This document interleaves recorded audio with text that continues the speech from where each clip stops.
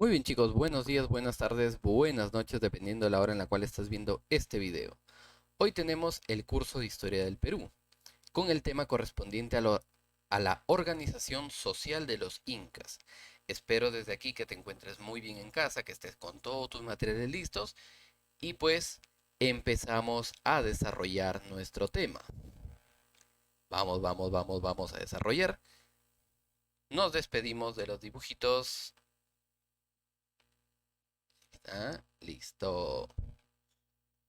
En cuanto a la organización de los incas, tenemos que tener en cuenta que los incas tuvieron una sociedad clasista y jerarquizada.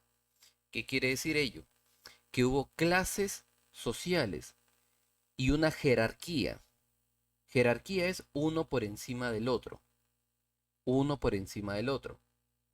O siempre va a haber uno por encima del otro.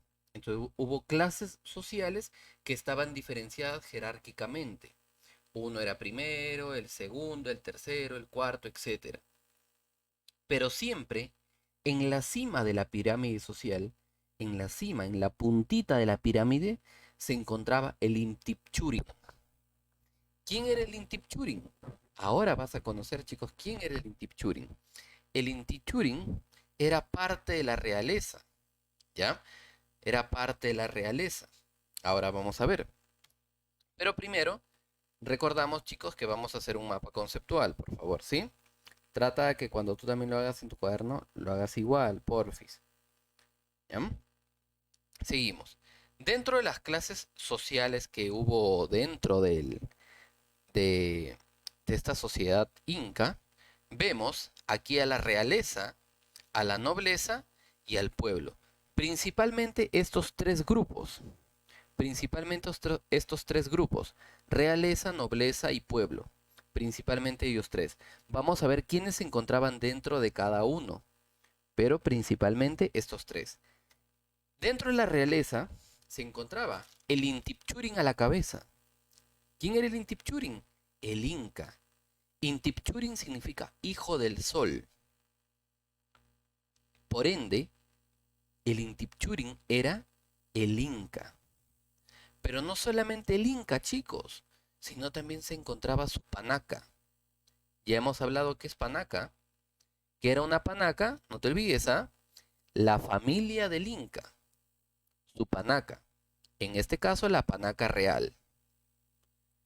¿Qué pasaba si el Inca dejaba de ser Inca? Seguía con su panaca, claro, pero ya no era una panaca real, era una panaca noble, porque ya no era el Intipchurin, era solamente una panaca noble. Entonces ese punto es importante, ¿eh? Ese punto es importante porque lo vamos a tomar más adelante. Entonces, dentro de la realeza, en la cabeza, en la cima de todo, estaba el Intipchurin, el hijo del sol, y su panaca. ¿Por quiénes estaba conformado la panaca? Estaba conformado, bueno, ya lo mencionamos, la familia real del Inca, estaba conformado por principalmente tres miembros, el Inca, la Colla y el Auqui. Y bueno, en este caso la Ñusta, también la hija del Inca. La realeza era la esposa del Inca, la Colla, el Auqui, que era el hijo del Inca, que muchas veces era el heredero, y también estaba la Ñusta, que era la hija del Inca. Este grupo, este grupo era parte de la realeza, de la panaca real. Luego, en la nobleza, vamos a diferenciar dos grupos, la nobleza de sangre y la nobleza de privilegio. En la nobleza de sangre, tenemos que tener en cuenta que aquí se encontraban todos los parientes del Inca. Profe, al decir parientes, ¿también se está refiriendo a la panaca? Sí, claro que sí, pero ya no era la familia directa del Inca, sino era, por ejemplo, ¿no?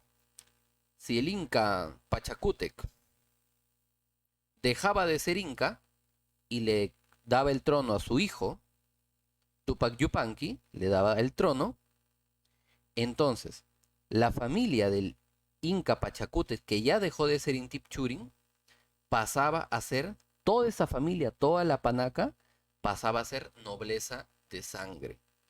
¿Por qué? Porque aún compartían vínculo sanguíneo, pero ya no era parte de la realeza. Entonces ya no era una panaca real, sino era una panaca noble. Por ello, es que dentro de la dentro de la nobleza de sangre, vamos a ver a familiares del Inca, incluso a aquellos que mantenían alguna relación con el Inca. Por ejemplo, es- por si acaso, un datito extra, a la nobleza de sangre también se le llamaba los orejones. ¿Quiénes les puso este nombre de orejones? Los propios españoles. ¿Por qué? Porque la nobleza, incluso el Inca y la familia del Inca, se solían colocar unos aretes de metal. Esto provocaba, esto provocaba que creo que si no me equivoco se llama lóbulo, esta bolita de acá donde se coloca el arete, poco a poco se empezara a alargar. Por ello es que cuando los españoles los vieron con con estos lóbulos bastante estirados, los llamaron orejones. Los llamaron orejones. Dentro de los orejones o nobleza de sangre, tenemos a los familiares de los incas anteriores y también a los familiares del inca reinante. El primo, la prima, el abuelo eran parte de la nobleza de sangre. Aquí tenemos también la llamada Malqui.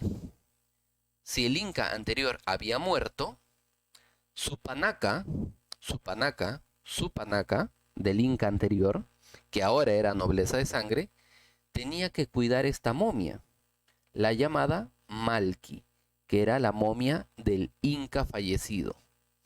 Aquí se protegía por medio de su panaca. Luego estaba la nobleza de privilegio. Luego estaba la nobleza de privilegio. ¿Quiénes eran de la nobleza de privilegio? Su propio nombre lo dice. Aquellos que por una consideración del Inca habían sido o son nombrados como parte de la nobleza. Por ejemplo, dentro de la nobleza de privilegio también tenemos dos grupos. La nobleza advenediza y la nobleza por recompensa. Entonces, estas dos formas el Inca tenía para privilegiarlos de pertenecer a este grupo. En el caso de la advenediza, eran gobernantes sometidos, gobernantes que eran parte de otra región. El Inca, cuando iba hasta este territorio, les ofrecía rendirse. Si se rendían, pasaban a ser parte de la nobleza. Eran gobernantes sometidos. Y también, en agradecimiento por haberse rendido, los nombraba como autoridades de una región, los llamados apunchiks o guamanís. Luego estaba por recompensa. Recompensa quiere decir, yo sé que entiendes el término, recompensa quiere decir, por supuesto, que ante un acto que realizaban a favor del Estado, el Inca los recompensaba como parte de la nobleza. Por ejemplo, aquellos que realizaban algún acto meritorio hacia el Inca y también hacia el imperio, como por ejemplo los amautas.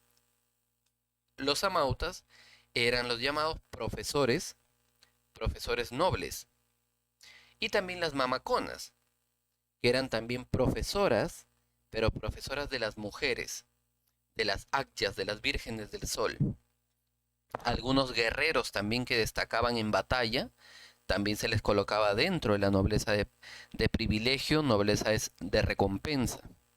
Entonces, si hacías algo a favor del Estado, el Inca te podía premiar colocándote dentro de la nobleza.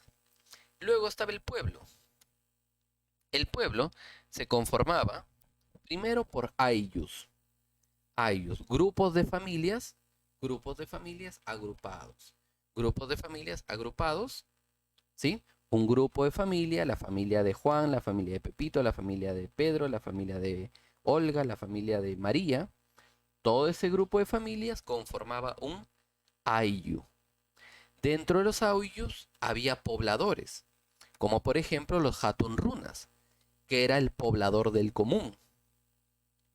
que era también la mayor cantidad de población en el Tahuantinsuyo, el Hatun Runa, el poblador del común, el poblador del corriente, el poblador habitual, etcétera, es el más abundante.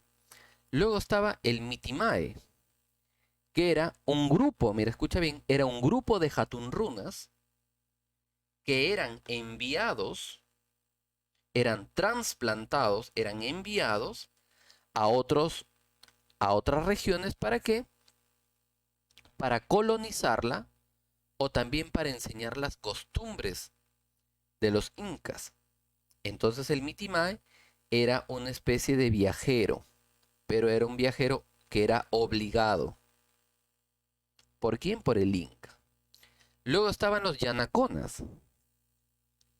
Los Yanaconas eran servidores perpetuos del Inca, eran esclavos perpetuos del Inca y también de la nobleza, de la realeza, disculpa, de la realeza. O sea, se encargaban de servir tanto a la nobleza como a la realeza. Muchas veces eran grupos de otros lugares que no se habían rendido pacíficamente. El Inca destruyó su zona y los colocó como sirvientes. ¿Sí? Ahora, dentro de esto, por favor trata de copiarlo tal cual, mapa conceptual, porfis, usando regla, ¿ya? Y quiero mencionarte algo dentro de la práctica de clase.